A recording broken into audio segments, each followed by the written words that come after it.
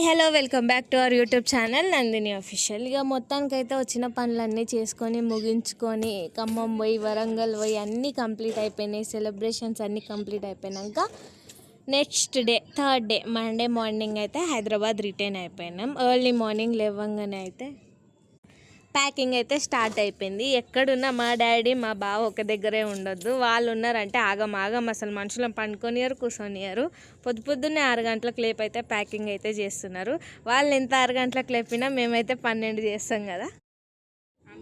ఇక్కడ చూడండి మా రిత్తు ఇప్పుడే లేచింది. మేము ఇప్పుడే లేచి నేను డైరెక్ట్ పోతే వాళ్ళు ప్యాకింగ్ చేస్తారని వీడియో అయితే స్టార్ట్ చేసిన అనమాట. మేము లేచేలోపు మా డాడీ మమ్మీ స్నానాలు అయిపోయినాయి, పూజ అయిపోయింది. మమ్మీ అయితే వంట కూడా చేసేసింది, ఆల్మోస్ట్ కంప్లీట్ అయిపోయింది. ఇక అట్లుంటుంది మా మమ్మీ వాళ్ళతోటి. ఇక రిటర్న్ హైదరాబాద్ అయితే అయిపోయింది. అప్పుడే 3 రోజులు గడిచిపోయినాయి అనిపించింది. కానీ ఈ 3 days ఫుల్ మెమొరీస్ అయితే తీసుకొని వెళ్ళిపోతున్నాము. మొత్తానికైతే స్టార్ట్ అయిపోయినాము. అక్కడైతే మమ్మీ స్టార్ట్ అయిపోయింది, మా అత్తమ్మ అందరూ అయితే రెడీ అయ్యారు. ఇక పోతున్నాం గాయస్. ఒక్క బ్యాగ్తో వచ్చింది, బ్యాగ్స్ చేస్తుంది మా అత్తమ్మ. అయితే ఒక్క బ్యాగ్తో వస్తుంది, కారు మొత్తం నింపుతుంది, జాగా లేకుండా చేస్తుంది. అత్తమ్మ తీసుకుపోవడం కాదు, అత్తమ్మ మీద ప్రేమతో అమ్మమ్మ తాత పంపించే ప్రేమ అదంతా. అబ్బా చూడండి గాయస్, ఏమన్నా అంటే డైలాగ్ వేసిస్తుంది.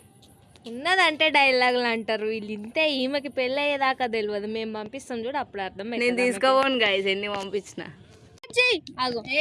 ఇక మొత్తానికైతే మమ్మీ వాళ్ళని కూడా తీసుకొని పోతున్నాం. యాక్చువల్గా అయితే మమ్మీ వాళ్ళని ఎక్కడికి రమ్మంటే మీరే ఇక్కడికి రండి అని వాళ్ళు అన్నారు.